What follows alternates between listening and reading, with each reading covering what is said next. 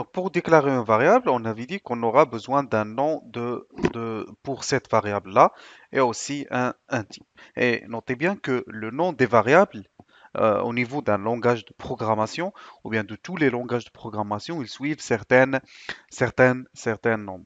Donc la première, c'est que le nom de la variable doit toujours commencer par une lettre alphabétique ou bien le underscore, le tiret qu'on fait par le 8 et en aucun cas ne doit commencer par un chiffre ou tout autre caractère. Par exemple, ça c'est un exemple valide de déclaration de variable. On a A1 et par contre le A1 c'est un exemple non valide parce que on avait dit que le nom d'une variable doit commencer obligatoirement par une lettre alphabétique ou bien le underscore. La deuxième règle, c'est que le nom des variables doit être constitué uniquement des lettres depuis A à Z en minuscule ou bien A à Z en majuscule. Donc j'écrirai ça en majuscule. Les chiffres de 0 à 9 et finalement le underscore. C'est-à-dire que tout autre caractère en dehors de ce qu'on vient de donner ici donc sera rejeté et générera une erreur par votre programme. Donc, ça, ce sont des déclarations valides, donc de variables, et ça, c'est invalide parce que ici, on a un espace, ici, on a le tiré du 6, et ce tiré-là, il est considéré comme étant une opération de soustraction, et aussi ici, donc ça, c'est incorrect parce qu'on a un point-virgule entre les deux noms, et aussi on a les lettres accentuées, donc je peux pas déclarer une variable, par exemple, qui s'appelle année, et je mets accent comme ça, donc ça, c'est aussi, ça va être refusé. Donc, généralement, ce qu'on avait dit, c'est que la variable ne doit contenir que des A à Z en minuscule ou bien A à Z en majuscule de 0 à 9 et le underscore ou bien le tiret avec le 8. Aussi, parmi les règles de déclaration de variable, c'est que le nom de la variable ou bien l'identificateur, donc quand on parle nom ou identificateur, c'est toujours on parle de la même chose, c'est que le nom de la variable doit être différent des mots réservés de langage. Par exemple, que ce soit en Java, en C ou n'importe quel langage, si vous utilisez un IDE, donc quand on parle IDE, c'est un logiciel qui permet d'écrire ou bien c'est un logiciel qui va vous permettre d'écrire du programme en utilisant un code.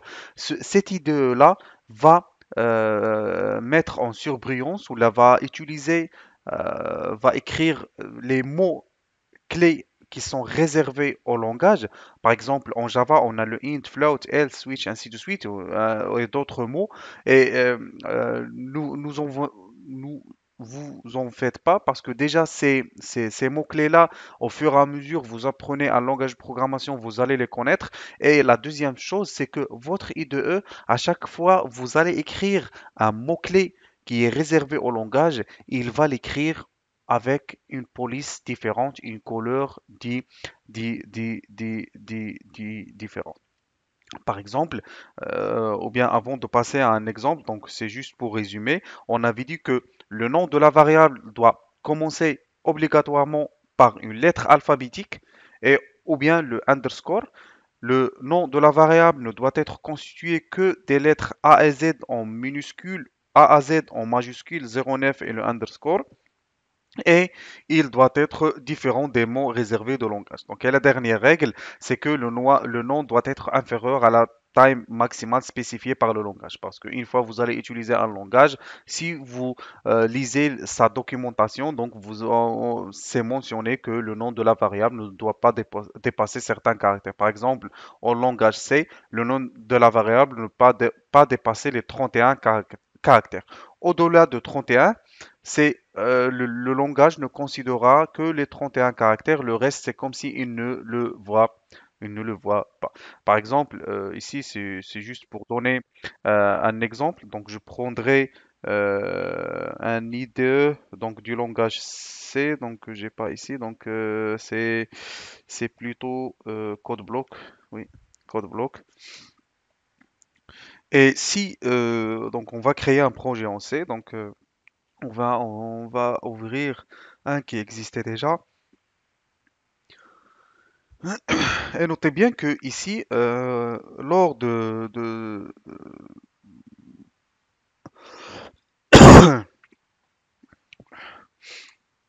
et donc, notez bien que ici, on avait dit que pour déclarer une variable, donc ça, c'est une application directe dans un langage de programmation qui est le C. Et on avait dit que pour déclarer une variable, on aura besoin du nom de la variable et de son type. Donc, on sait, on commence toujours par le type et par la suite le nom de la variable. Par exemple, je peux taper int âge. Par exemple, ça c'est une instruction. Donc ça, c'est ma première instruction. C'est que je demande au programme de déclarer la variable âge. Donc, généralement, le programme, qu'est-ce qu'il va faire ici? On a dit que les entiers, ils sont codés.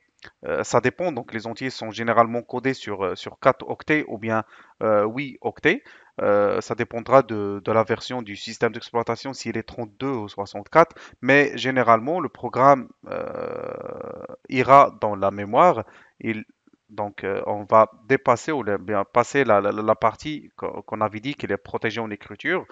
Il va aller chercher dans la mémoire la partie, une partie qui est libre et qui est constituée de 4 octets. Donc, on aura par exemple l'adresse 200. Donc, ça, c'est le premier octet. Ça, c'est 201 si vous voulez. 202, 203. Donc 202 et 203. Donc ça fait 1, 2, 3 et finalement donc on a le 204. Donc ces quatre cases-là, ils vont être réservées pour la variable âge.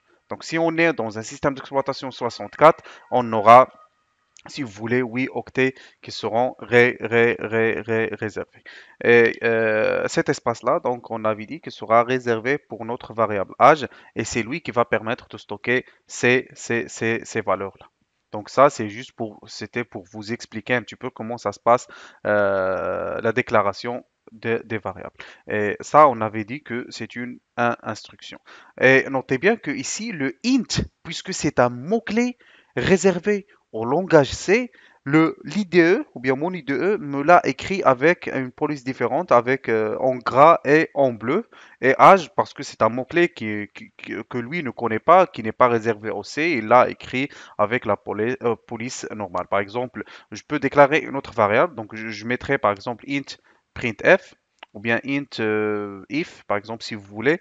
Et notez bien ici que le langage ou bien l'IDE a mis if en surbrillance ou avec une police différente. Ceci dit que if, c'est un mot réservé au langage C. Par exemple, si on essaie de compiler pour exécuter et voir, donc on a déjà ici une erreur qui est apparue.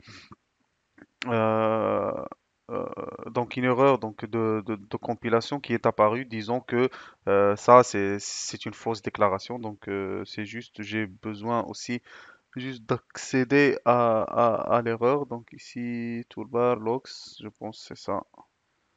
C'est ça, voilà. Donc erreur, juste pour dire que, voilà, donc ça c'est une mauvaise déclaration parce que déjà le if, c'est un mot qui est réservé pour le langage C.